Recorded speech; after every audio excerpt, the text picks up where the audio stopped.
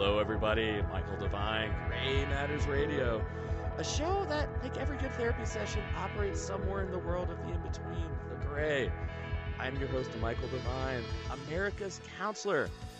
And everyone is wondering, why do you sound like you're extra high today? Well, we are extra high today. Well, your mind's going into the gutter in some places, but literally, we're much higher than we normally are in Ohio. Silverthorne, Colorado. 8,800 feet, if I recall correctly. Gentlemen, yeah? Yeah. Is it something like that? We're sitting there somewhere around that elevation, yes. And, of course, we're nestled in the mountains that range up to 14,000. We're tucked right up here at the Continental Divide.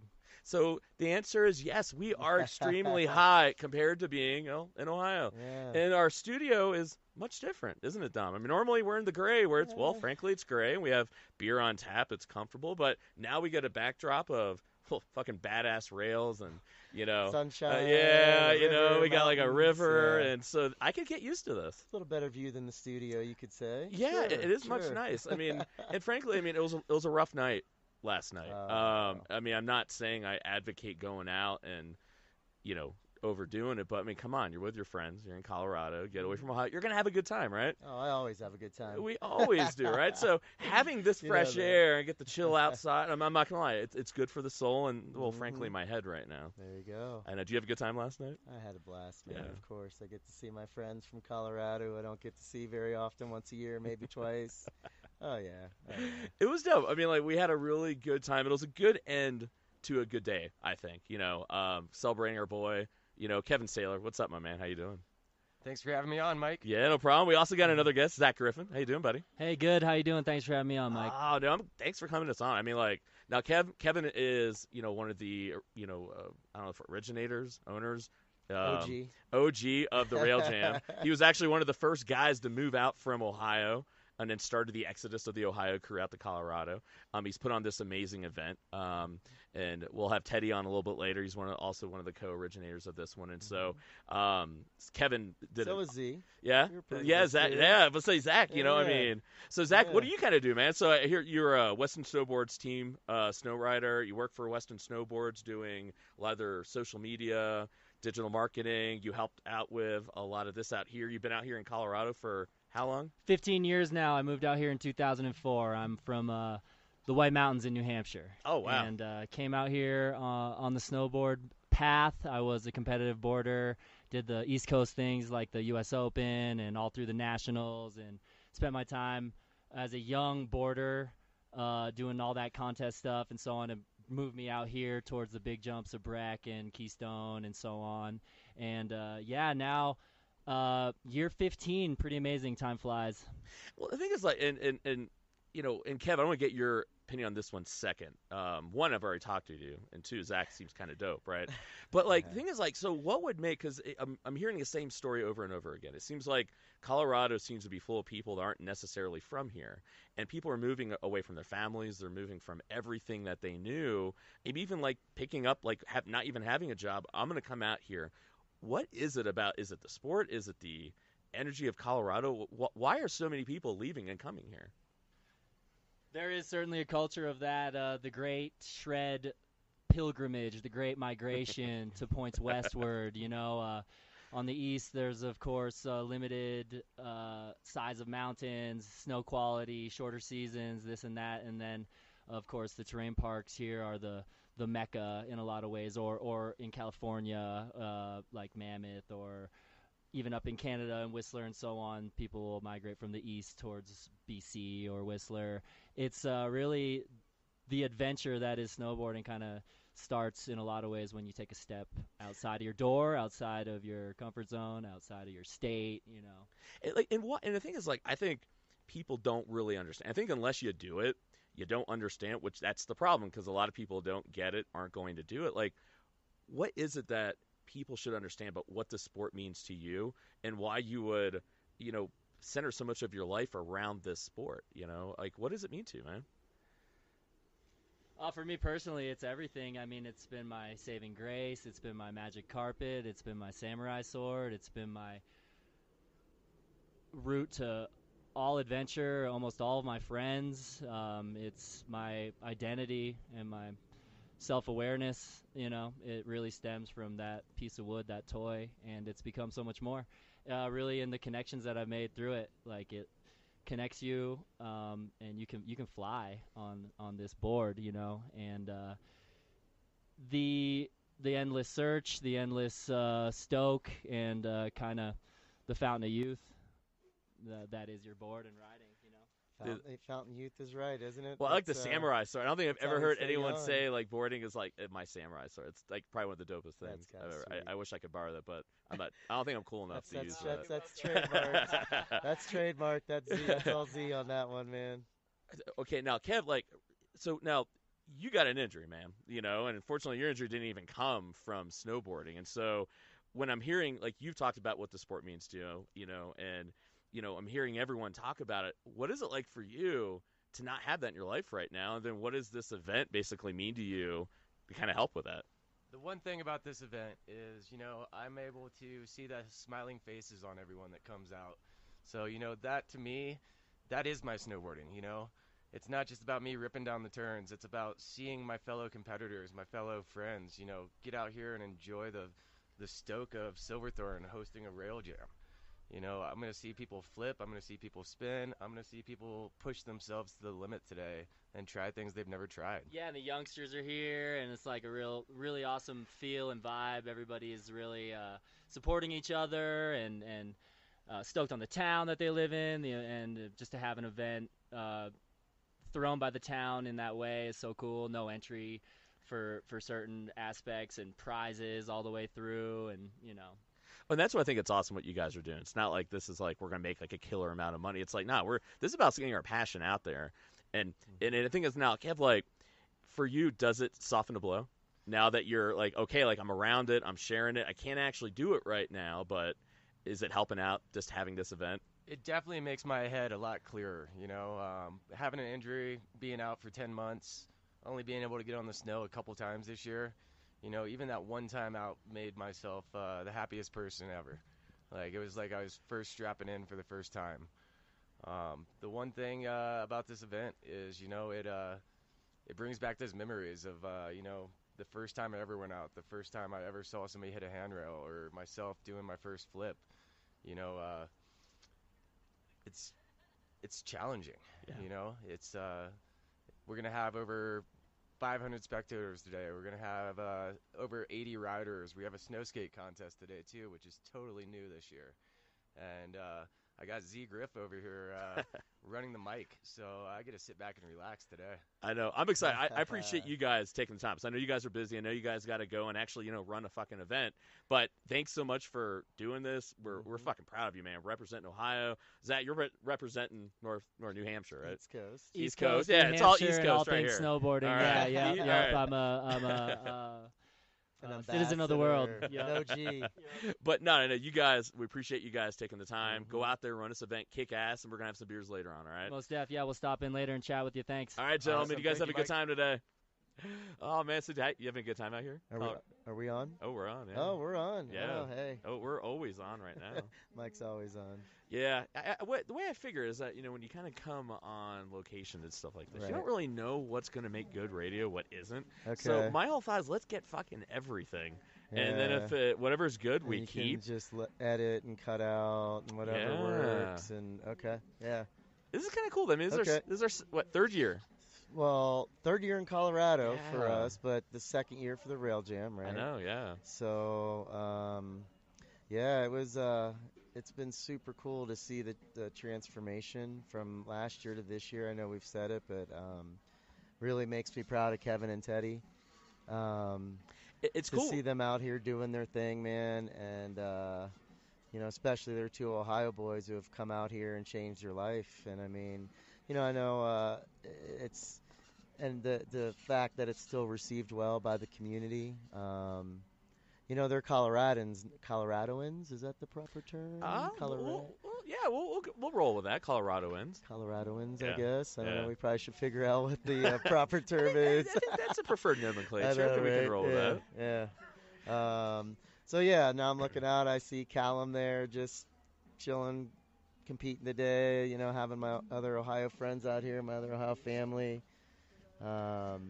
Well, it's just really cool You to know, see. Like, it's I cool. mean, hell, I remember moving from Ohio to Texas, and it was for grad school. Right. So it's like, and that was tough, and it wasn't even a question of it. And so many of our Ohio boys were just like, dude, like just making a very big plunge to come out here in it, and just coming out here for the last 3 years. You do start getting an idea of why people dig it out here, because I think in the news a lot of times everyone's making fun of Colorado, California, like these left coast leftist kind of Right. liberal bastions. All And yeah. but the thing is, when you come out here, like people seem really happy. They're excited by just their state, their culture. I mean, the energy, everything about it. I mean, Well, there is and it's just like, yeah, the culture is just so very different. I mean, especially from the East Coast. I mean, you growing up on the East Coast and knowing what it's like in, the bustling cities out east, man, it's a totally different situation. It's fast paced. There's go, go, go. Like out here, man, people slow down a little bit, right? well, They that's, slow down to yeah. appreciate what's happening around them, because when you're driving out here, it doesn't matter where you look. It's gorgeous. It's beautiful, right? If anything, And so why are you in a hurry to go anywhere? You want to take in the scenery while you're driving versus cutting in and out of traffic in, our East Coast congested cities, right? well, think about how much of everything all year round is outside. Yes. I mean, yeah, literally, it's- I was just reading a research article the other day talking about just by being outside for 20 minutes a day, the vast improvement on your mental gosh. health. Oh, my gosh. And that's not even getting into the exercise component. Yeah. And here, their entire culture is outside, Sure. which to me also then makes sense because they're using the environment around them for everything. It's their way of life. It's Yep. their passions, Mhm. and I think that's almost why. You look at like green energy proposals, and you look at some of these bigger things that are more associated with these liberal states. Well, that's why it means so much to them, because they literally, their economies, their livelihoods, their passions live and die by this. They get happiness out of it. It's like Oh, their religion absolutely. almost. Yeah, I mean the economy here is very much driven by tourism dollars. People from all over the world want to come into the Colorado Rockies, man. It's you know, Well, think about how much they put they put the environment and what's right above profits, because Basin stays open through June, but all the other resorts here with all the snow, they could have easily stayed open months, yeah. but because they believe so strongly in their park system and what's right for the environment, Yep. they shut down because of migratory Yep, patterns. absolutely. And it's, And so there's still, everyone out here, it's all national forest, man, and this is what our country strived to protect back in the 50s and 60s with the creation of the national park system, the national forest system. It just so happens that out here, the wide open spaces, it is all parkland, and it all does need to be protected. I mean, you and I are going to be long gone, and there's going to be people still enjoying this very place right here, because of that. And it is rough, because then you have the other side of it, and then it's like you have, okay, what happens when we need those resources and we need that land, and the more overcrowded we get in our populations and in our cities, and we're slowly just encroaching more and more and more. And so, like, where is there going to be a balance between protecting what we have but also understanding that we need infrastructure, we need commerce, we need natural resources? I think they do the balance here, right? Because I was even reading an article where a lot of the local shops were talking about how they want to stay open, but they also understand the balance of what's best for the environment. And so it's interesting how they do value it very much, and especially you can't denote I don't know if the irony is the right word, but when you have a company like Boeing who rushes through an airplane because they want to beat Airbus to market, and they put people's lives in danger, like almost basically people being collateral damage in a profit war. But yet here we have out west where we have people going, no, like, we want to make some money, but we also realize that we need to protect what's out here. And that to me is a breath of fresh air. And if you want to call that liberalism, well, I guess call it liberalism, but isn't that just part of being a human being? Sure. And and that's sometimes I think we go wrong with, like, all right, is it liberalism, is it conservatism, is it Republican, is it Democrat, is it independent, is it green? Like, what does all that shit even mean, man? Yeah. Like, what does it even mean? Like, that should have nothing to do with wanting to preserve our planet, regardless, we have that responsibility. I mean, we are the dominant species on the planet. We can do whatever we want, but does that give us the right to do whatever we want? And yeah, it's a really good, kind of point. And that I think a lot of times almost by labeling it and making it like a bunch of tree huggers, a bunch of people who are basically socialist and communist, they totally make it out to be something that it's not. And that's honestly, I mean, one of the biggest things why I wanted to come out here was to almost have people talk, and so people understand that, hey, listen, like, there's a whole different picture to this, and how can we come together as a country when we're looking at a group of people that we don't understand, that maybe do things radically different than us, and almost lump them all into one thing. I mean, dude, I was talking in between, our segments here, I was talking to parents about, what it's like just, being out here, raising kids around the sport, what sport means to them, what it's done for their families, the role that it plays. And it's like people love talking about it. Like almost, just like we wouldn't want to, denigrate or put down anyone whose like faith or passion is so important to them and they talk about it and what it means to them. Well, then what's so wrong with people then talking about the sport and it had the same effect on them? Oh, yeah. I mean, growing up and understanding and being part of this world for, most of my adult life. I mean, when I first started, snowboarding was not an option. They did not exist. Or if they did, they were far and few and in between, until Mr. Jake Burton decided to go flip the game and, create a snowboard that everyone didn't know, didn't understand. Like, what is this thing? It's going to hurt people. So were you a skier first? Oh, yeah. So how many years did you ski for before I transitioned to snowboarding? I started skiing in, 8th grade. So that would have been 1990. Skied all through junior high and high school, and then first year of college would have been 94. And that's kind of when I switched over to snowboarding, but not even really switched because there wasn't really an option. Right. Because like at the time, some resorts may not even let you snowboard. That was crazy. Or there'd be one run that you could stay on. I never knew that because I started crazy. I started skiing. It was 91, 92, I think. I was 12, and I always saw snowboarders. Remember, you sent me that video in the 80s where literally people weren't allowing snowboarders on the mountain. No, at all. And I mean, when I started, it was still like that. I remember I took a trip to West Virginia by myself. Where my mom was pissed. She was so mad I was going by myself, driving my little green Jetta. But I wanted to go, so I went by myself, and I got to the resort I was planning to go to and didn't really pay attention and realize, and there was one run I could go on. I drove all the way to West Virginia, and I had my skis with me. Yeah, of course. So it was cool. It was fine, no big deal. But it was just kind of like, wow, that was a big eye-opener. So that would have been 94, and then just seeing the sport progress to where it is now with, Olympics and a whole culture, a whole, I don't even want to say it's a subculture because it's not. And the cool thing is that all these years when people looked at the snowboard scene, that it's a bunch of stoners, everyone's getting drunk, everyone's partying, and so why do you think they're rogue snowboarders? And it's like, well, maybe, but are we doing anything different than a skier other than we have one plank instead of two on our feet? We may have some different attire and clothes and this, that, the other.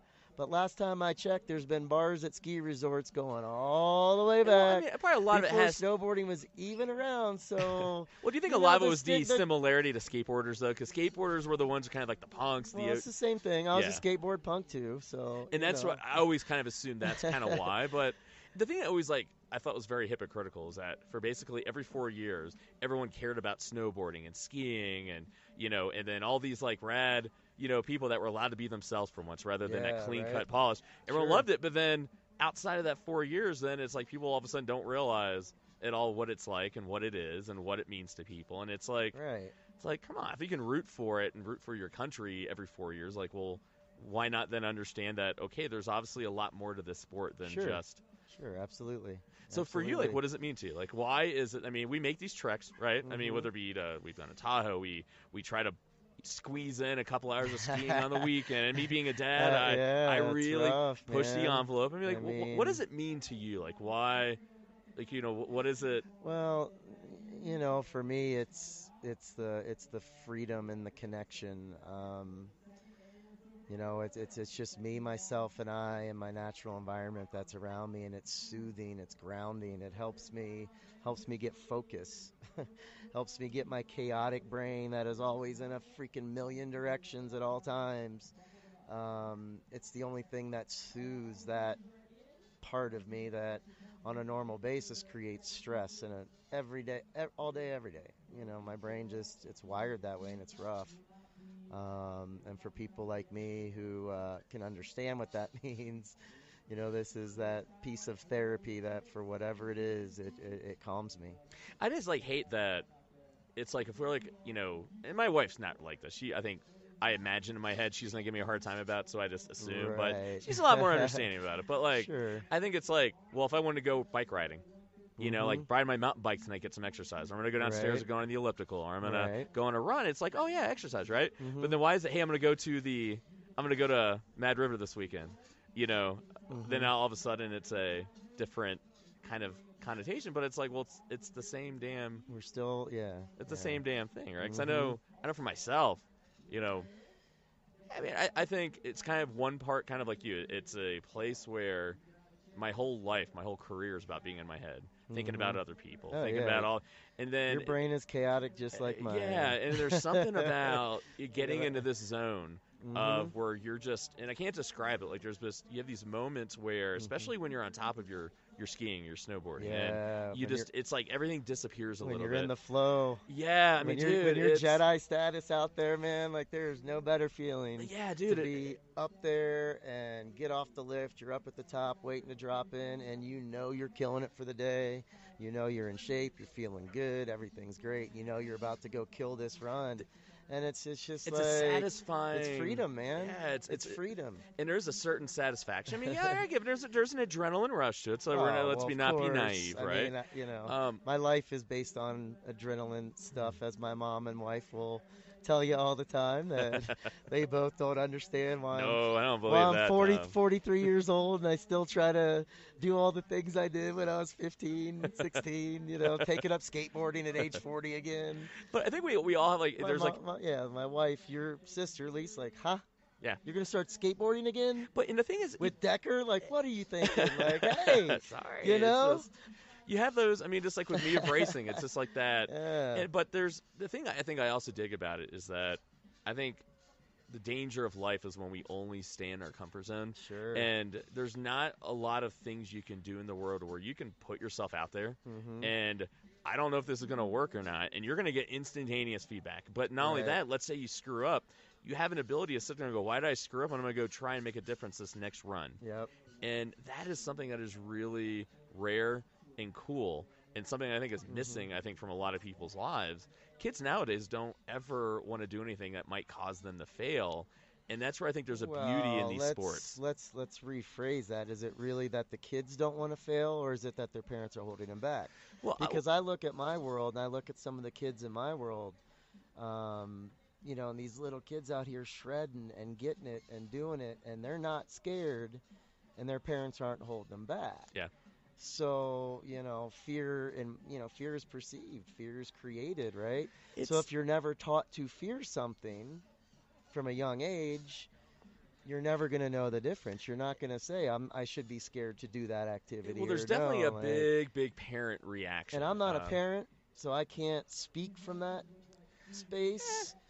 And I have parents that are on both sides of it that, you know, let their kids do flips and jumps and all this crazy stuff, and I know other parents in my life that would be like, oh, hell no. Yeah.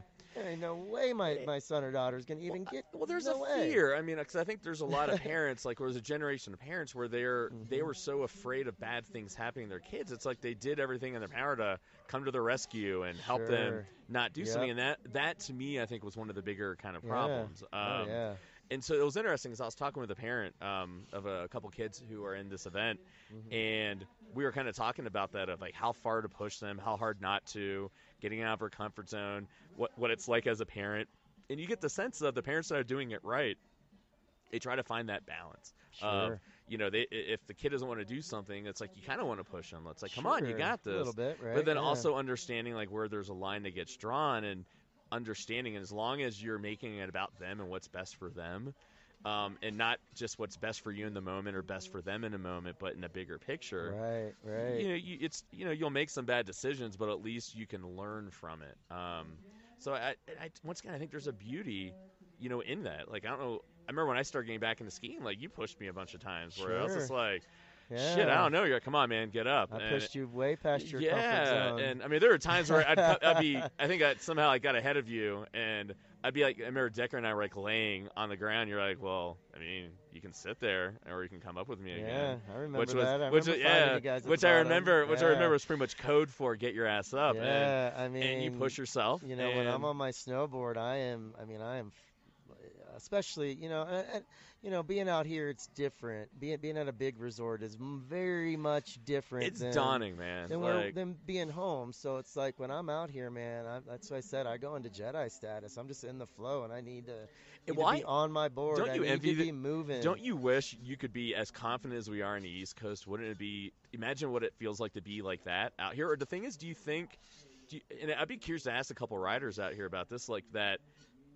Is there a healthy level of fear out here? Do you almost have to have that? Sure. Mad River, there's like no respect for it. There is. I mean, I think, people in the community, they push themselves, but it's those unsaid rules of what you do and what you don't do. And I mean, staying in buddy systems and just being smart about it. I mean, I know I've never gotten a chance to ride backcountry out here. And quite honestly, I don't even know if I could. I know I couldn't. I know keeping up with like Sayler and my buddy.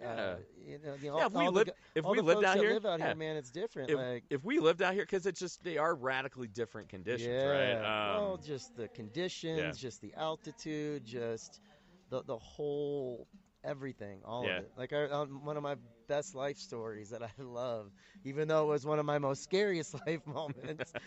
Was when I was out here with Kev, and I'm riding with him, and, we're touring the mountain, and he's pushing me, like, okay, man, just like I push you, he pushes me to keep up, so I'm like, I got this, okay. Yeah. And we were out somewhere on one of the back areas of Copper, and he's like, all right, man, we're going to go down through these trees, just follow me and keep up, and then just poof, takes off, and I'm just sitting there like, I'm dying, like, I'm still trying to catch my breath to get to where we were. And I was like, shit, man. Like, okay, so I have no choice. I don't know where the hell I'm at. We're way out on some back part of Copper. It's me and Kevin. Well, I got to keep up. I got no choice. That's where it's a little scary, right? So I did it, and I ended up in a tree well. Yeah. And tree wells are real, and there's a couple people died this year for getting fucking scary, man.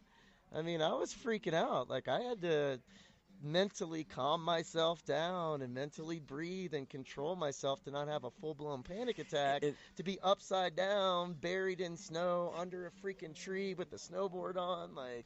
But think about an experience like that though. Like, does it make you then kind of go, well, I'm gonna respect backcountry in forest? Yeah. But does it?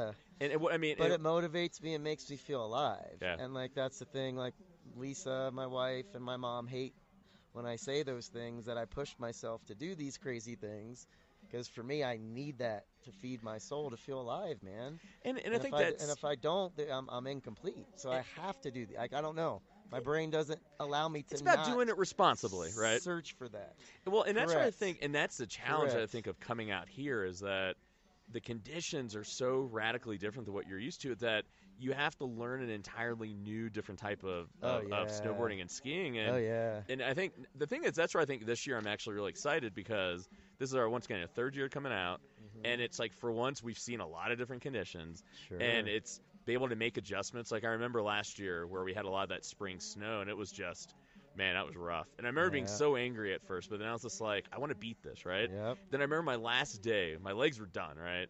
You guys are off doing your thing. I'm like, fuck it. I'm just going to go do mine. And I remember literally all I did was work on how do I ski in these conditions, not try to do too much. And I'm like, all right, next year, all right, I'm going to have some things to try out this year. Right. So it does push you to go, I want to learn how to do this. But I'm not going to lie, it does, I'm an arrogant guy. And you talk to anyone, all right, I have a lot of confidence. So it's confidence. Yeah, so you and I borderline confidence and arrogance. I don't know where the borderline there's a lot, is. yeah. And so I think if you were to be like I'd like me, to think we're not arrogant. no, we're confident, all right. And so my skiing, like, either if you were to ask me times, I'd say like before my knee injury, and then now probably just now where I'm getting back to where I feel that confidence again.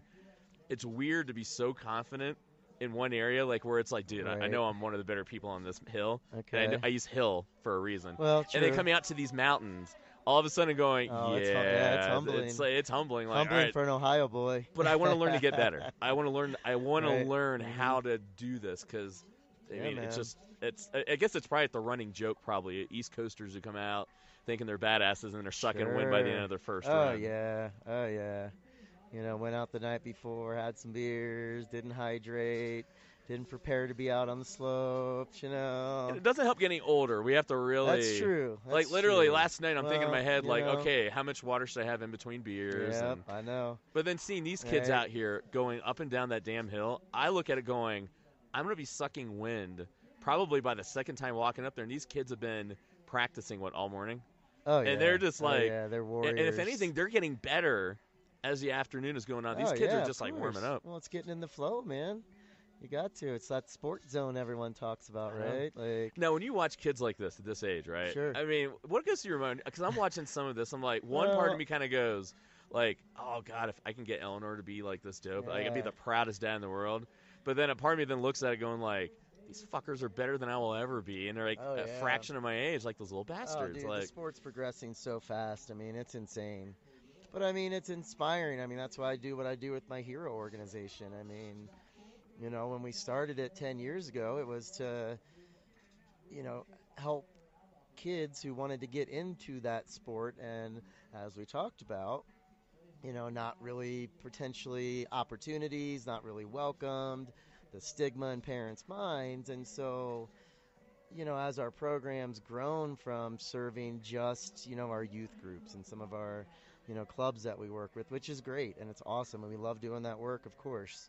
But then as we've expanded the program to realize there's a greater need just in society in general, to open it up to the general public for our friends who are single moms to bring their kids and give them something constructive to do. And yeah, it's dangerous, sure, but that's why we do what we do, to pass on how not to get jacked up. Yeah. You know what I mean? Like, it's like I see these kids on these rails and these jumps. Like, I know now my time on that's limited because I gotta be smart, dude. Like, I'm not as limber as I was. I'm not, as in good a shape as I was. And quite frankly, shit breaks now.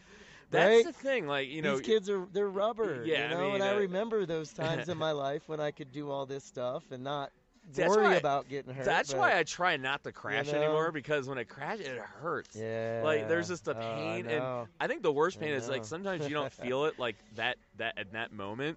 You feel it more maybe like an hour or two later, and then it just gets progressively kind of worse, right? It's always the next day, dude. Always the next day. And that's what's cool to these kids, though. It's like, because kids are always going to have a fear of things that they don't know what they're afraid of. It was really cool. I was watching Kevin with one of the boarders yesterday, and he bit it hard. And the kid was like, I don't want to go back up there. And so Kevin was just sitting there kind of just talking to him. Yeah, and he put his arm around him and walked him up. And it was just, and that's where I looked at and that's what we do, man. That's what we do, and that's the culture. And I guess, so now that you touch on that, like, that is what defines the culture of snowboarding, is that it's very much because I think it had to be, because of the fact it was so counterculture, that it did create that I got your back mentality. It's a family deal, and since it's and it's a non-team sport, so everyone wants everyone to do well and push each other. Now in the competition, sure, it's you want to be the best, and you want to win, and you want to get that podium, and you want that gold medal around your neck.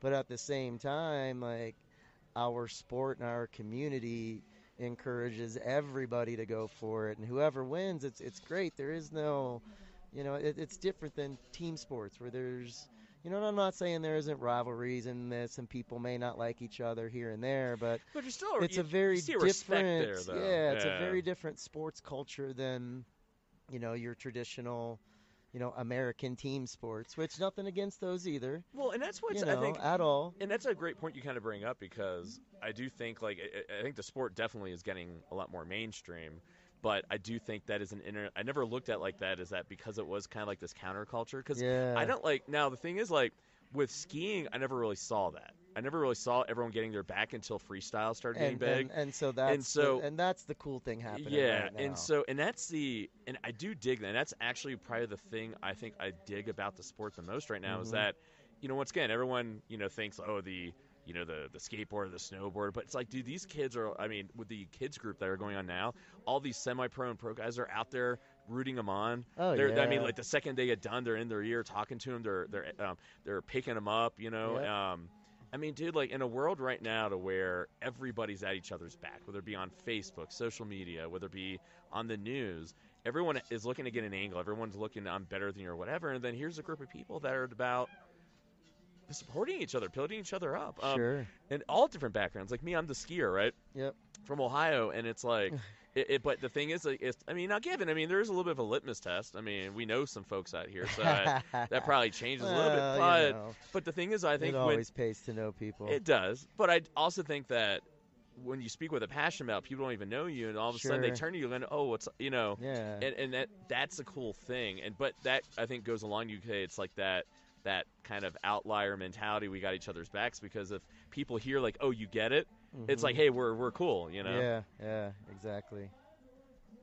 It's like right now, some kid just bit it, rolled on, and what he has bounced right back up again. Yeah, that's Makai. That's my dude. Yeah, just totally bounced right back up again and is getting back on there. And what are we talking about? Like two dudes? And then this is his brother, Callum, up in the white, about to go. And think about it, we got two dudes on the side already talking to him and in his ear. Giving him some coaching. Right? That's right. So now, you're right, his little brother now is about to go down. Yeah, older. That's the older. That's his older brother. Yep, Callum's, yep. That's just amazing. So there we go. Yeah. It's just like literally, right as we're talking about it, it's all it took, right? Yeah. Just to kind of to point out that and then his parents. The parents are right over there. We can see their parents from here right now. I can see Lisa. Yeah. And Paul and Lisa Gelvezon. They are they're two of my great friends, man. I just love them so much. They're such amazing, great people. And great parents and great friends, and they're just real. And so I cherish those types of people in my life. And then I see their kids out here, doing what they do, and they get a little rowdy sometimes, but when it comes down to it, they're respectful. The kids are they're in school sometimes, they're homeschooled sometimes, but they get it. They understand how to exist, and they're becoming people because the way their parents are raising them and encouraging them, versus sometimes kids get stuck in, the traditional school environment and their parents aren't involved in their life. Yeah. And they grow up to be a whole different child, versus these kids, like you talk to these kids, and it's a whole different conversation. Oh, and even I think they also they're traveling, they're competing, well, they're and they meeting understand. People, I've seen only in this sport, really. I've seen where they really respect the sacrifice the parents are making, because a lot of the parents are like, dude, we don't have to do this. And I think, and that's a big thing, because you see this with a lot of entitled snot kids, where they'll have all this equipment, I don't want to play anymore. And it's like, you have parents here that are taking time off work, being like the momagers or the dadagers. The momagers. Yeah. That's true. So I was talking to the matriarch of the Vito family very much about that very thing. And it was like very much the, listen, Team Vito. Yeah. Yeah. And let's talk about the Vito family and how awesome they are. Dude, literally, they got, we got, how many generations of Vitos do we got here? What, today? Yeah. Oh, it's just Lynn's today. Yeah. Yeah, Lynn's lives out here. But Louis, he's jet setting somewhere, I'm sure. Who knows where he's at this point, And then Lou Sr. and Judy back home in Bell Fountain, It's really cool to be able to kind of take that in and think about that, when we first met them years ago, and them not knowing who we were, and I hit it off with Lou immediately because we were two Italian dudes, and we just, hey, Italians would be good snowboarders, right? And I meet, Louis' dad at the time. Louis was still a little kid. He was still growing up. I don't want to say he was a little kid, but he was still young and growing up, and coming back for his thing, and then jet setting all over the place, and But then you look at his parents who very much did, help manage his career and manage the family. And that was Callum. Yeah, caught his edge there real quickly. Oof. But look at what get back on there though. And the sacrifice that went into that on their family to have, Louis become, Olympic caliber athlete. Yeah. And I think I work a lot with these. I've worked a lot with these athletes more in the mental health kind of component, and just seeing the pressure these kids are under at a young age. Yeah. And the thing is, like, a lot of these kids can handle, but then what you'll find out, a lot of them, they're holding on to dear life, and all it takes is the very thing that makes them as great as they are. Right. It can turn on them really quickly, and all of a sudden they start overthinking stuff. We see it with our Olympic athletes all the time, where they almost get too involved with like being mindful, and it almost takes them out of the moment, or they get to try to get too cute with doing all these things to perform high, and then it's like, dude, no, it's just about being in the moment and doing your thing. Right. One of my favorite things about this event is, I mean, we got some rad kids out gosh. there. Oh, yeah. Now, maybe we're a little bit, biased. They're so rad. They get to ride with the big boys today. That is actually really, really How about that, guys? You know, I know. that? So, Makai, what's up, right. guys? How y'all doing? Good. So you guys were killing it out there. Well, let's introduce the boys. Yeah. So, Dom, you know them a lot better than I yeah. do. Why don't you do the honors on Or this you guys one? want to introduce yourselves? How about you introduce yourselves? Okay. Let's do that. I'm Makai. I'm Callum. You guys just are, you're that good. You just have one name now, Yeah. no last name. You guys are like rock star status, right? Yeah, go for it, brother. I'll play with you guys. These are the Galvezon brothers. Yeah. Where are you guys from? These are the Galvezon brothers. Ohio. That's right, OHIO, represent here. So what? So honestly, guys, I was so impressed. We were doing the show, and we randomly would see you guys coming down, and you guys were killing it. What was it like out there today? I mean, like, you guys were really pushing yourselves. I mean, what was it like just to kind of really get out there and start really performing in front of everybody? It was fun because there's smaller and bigger features that you can do different tricks on. Yeah. It's a good progression park too. Was it tricky to like kind of adapt to it and like a whole new? Yeah. Yeah, and the conditions out here are kind of hard today, right, guys? Yeah. I mean, it's so warm. Everything's slushy and wet. Callum, you said you couldn't get enough speed to flip again, right? Yeah. No way, right? You pulled it off though, man. I mean, that you pulled nearly. I mean, what was that last trick that you pulled? That one where everyone was just going sick. What do you even call that one? Me? Yeah. Tame dog. Mm-hmm. Yeah. So what do you guys think? This is a different environment than like the USA essays, right? Oh yeah. Yeah, much more relaxed. Everyone's hanging out. Yeah. What do you Yeah. think? So how do you guys feel when you compete? Do you guys like being out there and competing? What's it like? I know sometimes you're competing against each other too, and Yeah. that gets testy. Yeah. I like it. Yeah. As we push each other. When you see like your sibling go out there and lay something down, you're like, wow. Do you sit there and get angry at it, or you sit there and go, I'm gonna top that?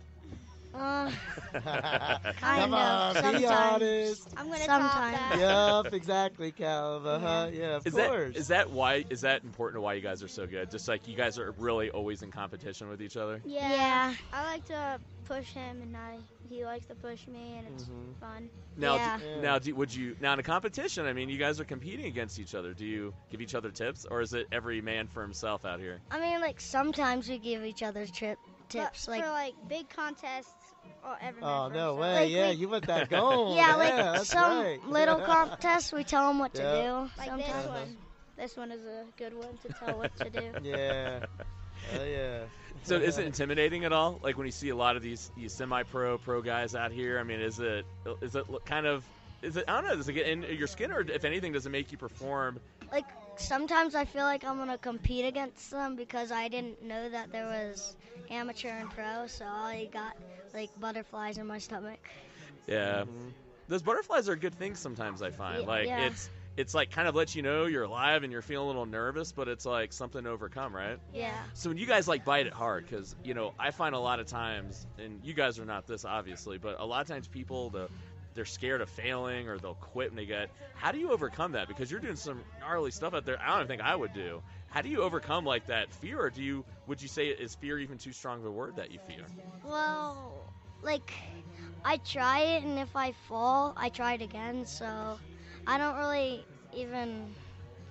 Yeah, when I watch you boys ride, Ride like, with- you guys don't ride with fear. It's great. That's what Yeah. makes Yeah. that's what makes you guys so awesome, and that's what's going to help you guys pursue and keep going and go further and go farther and go faster, because you guys motivate me.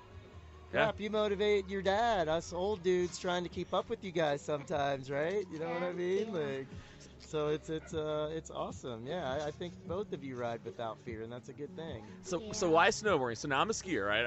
I was always the one skier among the snowboarders, right? So my daughter, she's 5. So I'm gonna start getting her up on some skis or snowboard, right? Mm-hmm. So we'll debate make a case. So that. if my daughter, she's gonna listen to this, right? So if making a case for snowboarding, like why snowboarding? Like what does it mean to you, the sport? What does it mean to you in your life, and why snowboard versus skiing? I feel like snowboarding's a little easier to learn, cause like I don't know why, but like I feel like it is. Yeah. Snowboarding is easier because you have one thing that you can just keep control of, unlike 2 things. Yeah. Yeah. Have you guys put on skis ever? Yeah, I have. What'd you think? Oh, I hated it. I didn't know how to stop. Yeah. So you're saying snowboarding is easier, you think? Yeah. Okay. So guys, when I started, I had to ski because snowboarding was still just starting to happen, right? So like I had to learn how to ski first, and then I remember being places, and your dad would say the same thing, where they wouldn't even let us snowboard. Yeah. You know, and it's crazy. It's cool though. It's different how it's changed for you guys. And now I think in the same sense though with the freestyle skiing, like there's a lot of rad freestyle skiers out there now too. That's kind of doing some crossing over. crazy. So it's cool seeing everyone kind of getting along, because like when we were coming up, skiers hated snowboarders, snowboarders hated skiers. It was all weird. Do you guys feel it's like? How do you guys feel about that now? I mean, I don't care about skiers very much. Yeah. Well, like. Yeah, there's no beef, right? It doesn't matter. You guys are on boards, they're on skis, everyone's getting it, right? Yeah, it doesn't matter to a lot of people just because somebody else isn't doing it the same. Usually you want to do what you like. You want to do something different from everybody. Yep. And now what we were talking about earlier, that you guys pick your different tricks, because you guys, I know sometimes the both of you want to do the same tricks, and who's going to do it better, right? Who's going to do it first? That's what it is. How do your mom and dad kind of like learn to stay back and let you do your thing, or do they get really involved and you not like it? Like, what's that like? They stay back in competition and just tell us to have fun. Mm-hmm. Yeah. But sometimes when it's like both. It's like a big competition, they kind of tell us what kind of tricks we should do. Mm-hmm. Yeah. Yeah. What is that balance? Because I work a lot with like kids your guys' age and above that are trying to make it Olympics, pro, and I find that sometimes the kids are honest with me about the parents doing way too much, and it's really bad. Sometimes the parents aren't involved at all. What is advice for like parents that are listening of how they should coach you guys and how they should help versus like where does it cross the line of come on guys, that's not helping? Yeah, they should. If you like haven't snowboarded before or skied, and your children are skiing or snowboarding, one adult should be on a snowboard, one adult should be on the skis, or you could just both on skis, both on snowboards, and just help both of them. Mm-hmm. Yeah. And like. Yeah, and your dad being an instructor, your dad coaches you guys all the time, right? He helps you guys a ton. I mean, your dad's one of the best instructors at our home mountain, at Mad River Mountain. Oh, really? I didn't know that. Wow. Yeah, Paul, Poppy. Oh, wow. I did not know that. He's one of the best instructors at Mad River. I mean, all the instructors at Mad River are awesome. So basically, if Eleanor loves snowboarding. The whole team there, the whole Mad River team, I mean, we'll give big ups to Mad River. It's her home mountain. Yeah. Yeah. So basically, if Eleanor wants to do snowboarding, that's the guy who needs to be. Well, not even that. Anybody on their staff, man. It's just top to bottom. So you guys agree? Yeah. Now, I have a question. Why is it that Ohio is representing in some way, shape, or form? Even Red Girardi, was by proxy of Ohio. We have a lot. True. Why is Ohio representing so much on the Olympic level? What is it about us? Well, usually Olympics, you could be doing slope style, you could be just doing park, or you could be doing slalom and border cross. Well, because at smaller mountains, usually they have bigger parks because for how small the mountain is, they need to have a park. And most that takes up the whole mountain. And honestly, that's the only way to have fun at some of those places. In most Ohio, it's like flatland, so all the like hills there are small. Yeah. So that's like a good place to learn stuff. So coming out of the Midwest, like you guys know, unless you guys are here riding up on this big stuff, like it's boring. Well, Yeah. plus Yeah, our so you gotta play in conditions, park, and you our guys conditions gotta are kind of progress. rough out there too. I mean, you really gotta, Yeah. you know. There's that too. Yeah. Yeah, like every year we only get 6 inches of snow, and that's the most. I just think Ohio we're mentally strongest because that's really if we're talking about. There's a lot of really rad athletes out there in Olympics, right? Are we saying It's Ohio the against the mindset. world? I think Ohioans we have a strong mindset that preludes itself to being we all have high a good performing we athletes. all have a good friend of ours that rocks those shirts on a international Yeah, level, right? that is true. You guys Yeah, have seen Louis rocking that Ohio against the world shirt. Yeah. dude, we represent, man. So we tell really us do. about so tell us about Louis Vito and what that means to you guys and the relationship that you guys have knowing that and The best thing that I like is when he puts his rail jam up. yeah.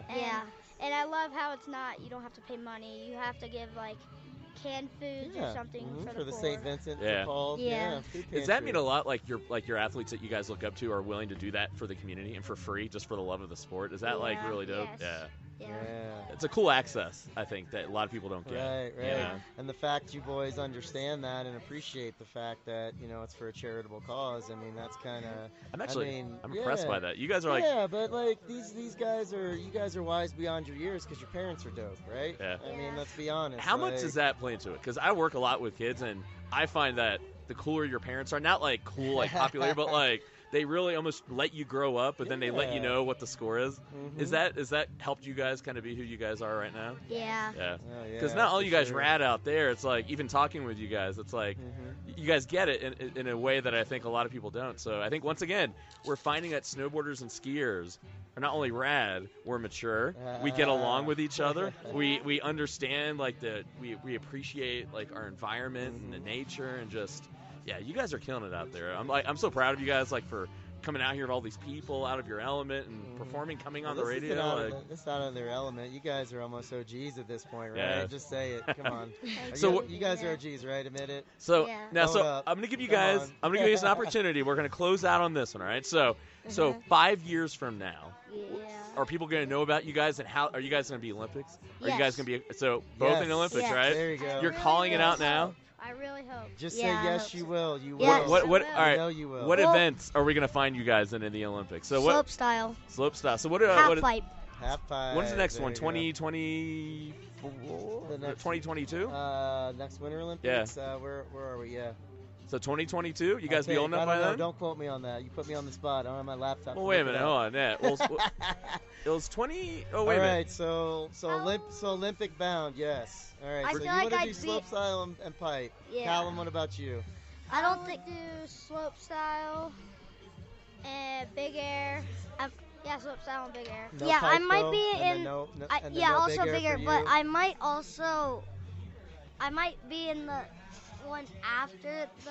Oh, one I see. that's He gonna wants to be happen. legacy, multiple, Oh, like, yeah. multiple Like, Olympics Like, here. Oh. I probably won't be in this one because I'll probably be too young. Yep. So yep, the you next won't one, make yeah. the age cutoff, So yeah. we're gonna call it like That's this, all all right, right? though. You guys.